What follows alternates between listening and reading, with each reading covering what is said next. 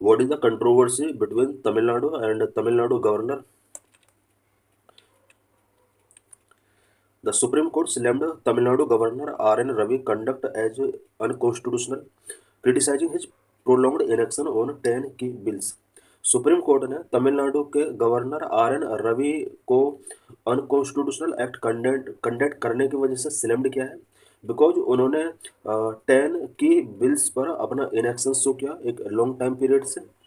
The court noted that he failed to act for months before swiftly referring the bill to the president. Court ने कहा है कि Tamil Nadu assembly के द्वारा पास किए गए बिल्स को प्रेसिडेंट के एसेंट के लिए रेफर करने से पहले लॉन्ग टाइम तक तमिलनाडु गवर्नर ने इस बिल को अपने पास रखा जबकि उन्हें इमिडिएटली प्रेसिडेंट के एसेंट के लिए रेफर करना चाहिए था. The top court deemed the 10 bills to have received assent, declaring following President Draupadi Murmu's action to be void, assenting to only one, rejecting 7 and non-considering 2. Top court ने अब ये मान लिया है कि एसेंट के लिए प्रेसिडेंट को जो 10 बिल्स रेफर किए गए थे उन बिल के रिगार्डिंग प्रेसिडेंट का जो डिसीजन था वो अब वॉइड डिक्लेयर कर दिया गया है और सुप्रीम कोर्ट ने कहा है कि अब इन 10 बिल को पास मान लिया जाएगा. इन 10 बिल में से प्रेसिडेंट ने 1 बिल को अपना एसेंट गिवन किया, 7 को रिजेक्ट किया था और 2 बिल्स ऐसे थे जिसको प्रेसिडेंट ने कंसिडर नहीं किया था. बट प्रेसिडेंट के जो भी डिसीजंस थे कोर्ट ने इन्हें वॉइड डिक्लेयर कर दिया गया. It also fixed time limits of 1 to 3 months for governors to take action on future bills. Supreme court ने ये यहाँ पर एक टाइम लिमिट फिक्स कर दिया है कि किसी भी स्टेट असेंबली के द्वारा अगर कोई बिल पास किया जाता है गवर्नर को 1 से 3 मंथ के अंदर उस पर एक्शन टेकिंग करना होगा. इन फ्यूचर के लिए टाइम लिमिट सेट कर दिया है. इससे पहले ये टाइम लिमिट कहीं भी सेट नहीं था, ना तो हमारा कॉन्स्टिट्यूशन के अंदर प्रोविजन किया गया था ना ही किसी अदर तरीके से एक ऐसा प्रोविजन किया गया. बट सुप्रीम कोर्ट ने अब ये प्रोविजन कर दिया है. The court said that a governor must be a friend, guide and philosopher to the state, not a hindrance. Court ने कहा है कि गवर्नर स्टेट का एक फ्रेंड है, गाइड है, फिलोसफर है, ना कि वो हिंड्रेंस है. What is the argument of Kerala state on this issue? जिस तरह से केरला असेंबली के द्वारा पास किए गए केरला के अंदर भी कुछ इस तरह के इंसिडेंट रहे हैं. अभी हम देख रहे हैं कि तमिलनाडु के अंदर इस तरह के इंसिडेंट है. केरला का क्या आर्गूमेंट है इस तरह के गवर्नर के बिहेव को लेकर? Kerala said through machination of the governor sent a decision on issue coming within the ambit of the state's legislative domain. Kerala state का कहना है कि गवर्नर का जिस तरह से मशीनेशन किया जा रहा है सेंट्रल गवर्नमेंट के द्वारा वो कहीं ना कहीं स्टेट लेजिस्लेटिव डोमेन में सेंट्रल गवर्नमेंट के डिसीजन का एक तरीके से फोर्सफुली तरीके से इस्टेब्लिश किया जा रहा है. It argued that the governor's power to reserve a bill for the consideration of the president is limited and confined to specific circumstances detailed in the proviso to Article 213 of the Constitution. Kerala state ने argue किया है कि governor की president के लिए refer करने की जो पावर है किसी भी बिल के रिगार्डिंग वो लिमिटेड है और इसके रिगार्डिंग कॉन्स्टिट्यूशन के आर्टिकल 213 में डिटेल प्रोविजन किए गए. The president also has not given any reason whatsoever for withholding assent. President भी प्रेसिडेंट ने भी किसी टाइप का यहाँ पर एसेंट को विदहोल्ड करने से रिलेटेड रीजन नहीं दिया है. इट मीन्स तमिलनाडु और केरला असेंबली के द्वारा पास किए गए बहुत सारे बिल्स एंड उन्हें जब प्रेसिडेंट के पास रेफर किया गया प्रेसिडेंट ने उन्हें एक लॉन्ग टाइम तक के लिए विदहोल्ड करके रखा. बट प्रेसिडेंट की तरफ से विदहोल्ड करने के प्रॉपर रीजन गिवन नहीं किए गए. This is a highly arbitrary action violating Article 14, right to equality of the Constitution, Article 200, procedure for granting assent to bill, Article 201, procedure regarding bills reserved for consideration of the President. जिस तरह से किसी भी state के governor के द्वारा bill को एक लॉन्ग टाइम तक पेंडिंग करके रखा जा रहा है या प्रेसिडेंट के एसेंट के लिए उन्हें फॉरवर्ड नहीं किया जा रहा है, ये आर्टिकल 14, 200 एंड 201 का वायलेशन है.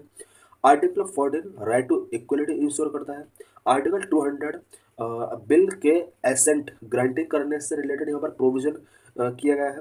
Article 201 procedure regarding bill reserve for consideration of the president. President के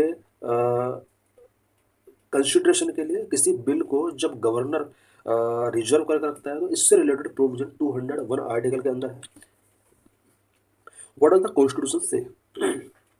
Article 200 of the Constitution lay down that when a bill passed by state legislature is presented to the governor of their assent, they have four alternatives.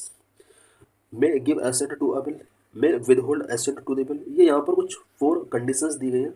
Constitution का article 200 के अंदर एक provision किया गया है कि किसी भी स्टेट लेजिस्लेचर के द्वारा अगर कोई बिल पास कर दिया जाता है तो उसको गवर्नर प्रेसिडेंट के एसेंट के लिए या फिर गवर्नर स्टेट लेजिस्लेचर के द्वारा जो बिल पास किया जाता है उसको गवर्नर के पास फॉरवर्ड किया जाता है। लेकिन इनमें से कुछ बिल ऐसे होते हैं जो गवर्नर प्रेसिडेंट के एसेंट के लिए फॉरवर्ड कर सकता है। बट यहाँ पर दोनों ही केस में फोर अल्टरनेटिव्स हो सकते हैं। इट मीन्स गवर्नर या प्रेसिडेंट फोर यहाँ पर डिसीजन टेकिंग कर सकते हैं। Number 1, may give assent to the bill, वो इस टाइप के बिल को एसेंट गिवन कर सकते हैं।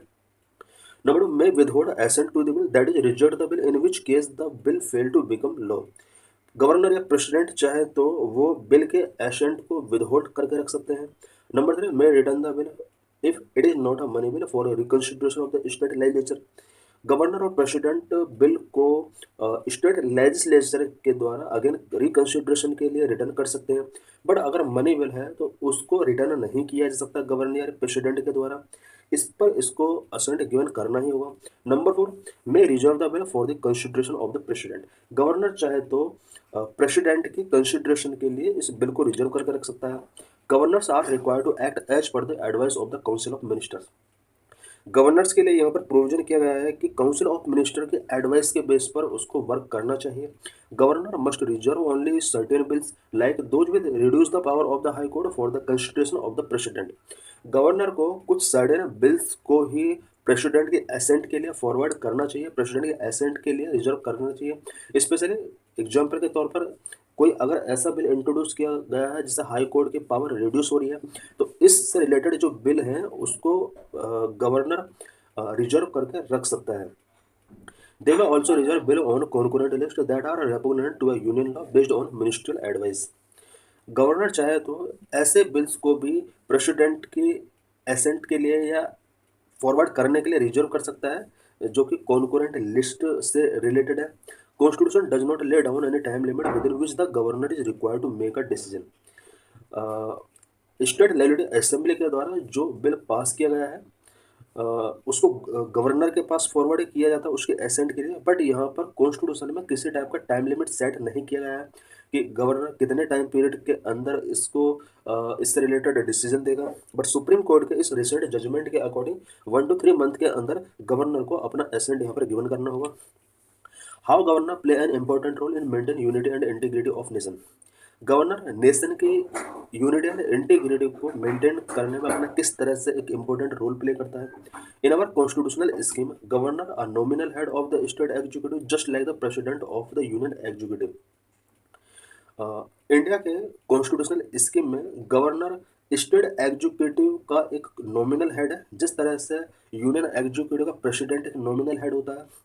Governor acts as an appointee of the centre who is responsible for maintaining unity and integrity of the nation in critical times. Governor central government के एक appointee के तौर पर स्टेट के अंदर एक्ट करता है जो कि स्टेट की यूनिटी एंड इंटीग्रिटी को मेंटेन करने के लिए एज वेल एज पूरे कंट्री में जितने भी गवर्नर हैं पूरे कंट्री की यूनिटी एंड इंटीग्रिटी को मेंटेन करने के लिए अपना एक इंपॉर्टेंट रोल प्ले करते हैं। Federalism is a basic feature of our constitution and the governor's office should not undermine the powers of elected government at the state. Federalism constitution का एक बेसिक फीचर है और गवर्नर का जो office है उसको इलेक्टेड गवर्नमेंट की power को अंडरमाइन नहीं करना चाहिए। जिस तरह से गवर्नर कुछ स्टेट के अंदर देखा गया है कि सेंट्रल गवर्नमेंट के द्वारा पास किए बिल्स पर अपने एसेंट गिवन नहीं कर रहे हैं तो ये एक फेडरलिज्म के लिए एक कंसर्न रेज कर सकता है। What are the recommendations about this issue, इस इशू से रिलेटेड कुछ रिकमेंडेशंस कुछ कमीशन के द्वारा किए गए थे, वो क्या क्या थे। Sarkaria commission 1987 has submitted that bills should be reserved in rare cases of unconstitutionality. Sarkaria commission है 1987 में यहाँ पर कहा था कि बिल की अनकॉन्स्टिट्यूशनलिटी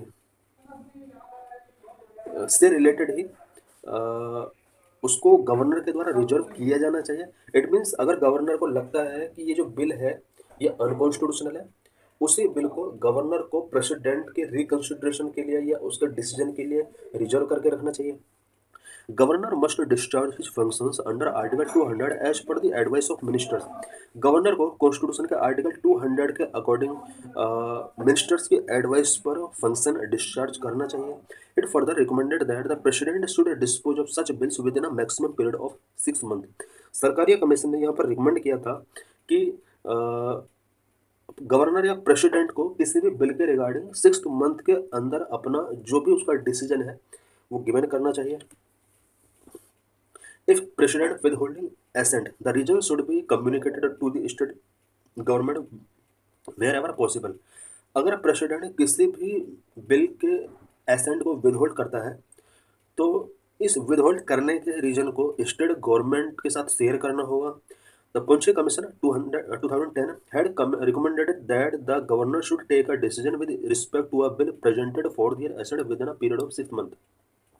पुंछी कमीशन ने 2010 में ये रिकमेंड किया था कि गवर्नर के पास जो भी बिल स्टेट असेंबली के पास करने के बाद रेफर किया जाता है 6 मंथ के टाइम पीरियड के ड्यूरिंग इसको असेंट गिवन करना होगा। However these recommendations have not been implemented till date. ये जितने भी रिकमेंडेशन सरकारी कमीशन या पुंछी कमीशन के द्वारा किए गए थे अभी तक इन रिकमेंडेशंस को यहाँ पर इम्प्लीमेंट नहीं किया गया। एडमिन सरकारिया कमीशन ने यहाँ पर प्रेसिडेंट के द्वारा गिवन किए जाने वाले एसेंट को एक फिक्स टाइम फ्रेम गिवन करने की कोशिश की है और पुंछी कमीशन ने इसी तरह से गवर्नर के द्वारा कितना टाइम पीरियड होना चाहिए किसी भी बिल के रिगार्डिंग डिसीजन लेने का वो यहाँ पर गिवन किया है। How can this impasse be resolve, इस इम्पासी को किस तरह से रिजॉल्व किया जा सकता है। The main reason of this impasse which plagued our federal setup is the politicisation of the gubernatorial post. इस इम्पासी का जो मेन रीजन है वो गवर्नर के पोस्ट का पॉलिटिसाइजेशन है। बिकॉज लास्ट कुछ ईयर्स में गवर्नर की पोस्ट का बहुत ज़्यादा पॉलिटिसाइजेशन किया गया है। Many political leaders have called for the abolition of the governors post in the past. इस इम्पासी को रिजॉल्व करने के लिए पास्ट में कुछ पॉलिटिकल लीडर ने यह भी कहा है कि गवर्नर की पोस्ट को अबॉलिश कर देना चाहिए। As the supreme court observed it is necessary for the governors and chief minister to do a little bit of soul searching. Supreme court ने ऑब्जर्व किया है कि गवर्नर एंड चीफ मिनिस्टर दोनों को सोल सर्चिंग करना चाहिए। Eight means यहाँ पर एक दूसरे को कोऑपरेट करना चाहिए। The constitution may be amended to provide that the CM shall be consulted before appointment of the governor. Constitution के अंदर ये प्रोविजन कर देना चाहिए कि गवर्नर के अपॉइंटमेंट से पहले जिस स्टेट के अंदर गवर्नर का अपॉइंटमेंट किया जा रहा है उस स्टेट के चीफ मिनिस्टर के साथ कंसल्ट किया जाना चाहिए, जो कि प्रेजेंट में नहीं होता है। The recommendation of the Punchi Commission that governors may be removed through an impeachment by the state legislature can also be considered. Because present में गवर्नर के against impeachment process state legislature के द्वारा नहीं किया जा सकता, बट पुंछी कमीशन ने यहाँ पर ये रिकमेंड किया था कि गवर्नर को स्टेट लेजिस्लेचर के द्वारा पास किए गए इम्पीचमेंट मोशन के थ्रू रिमूव किया जाना चाहिए अगर मिसकंडक्ट या अपनी ड्यूटी परफॉर्म नहीं करता है। This would arm the state legislature with the power to remove an uncooperative governor. इससे क्या होगा कि स्टेट गवर्नमेंट को एक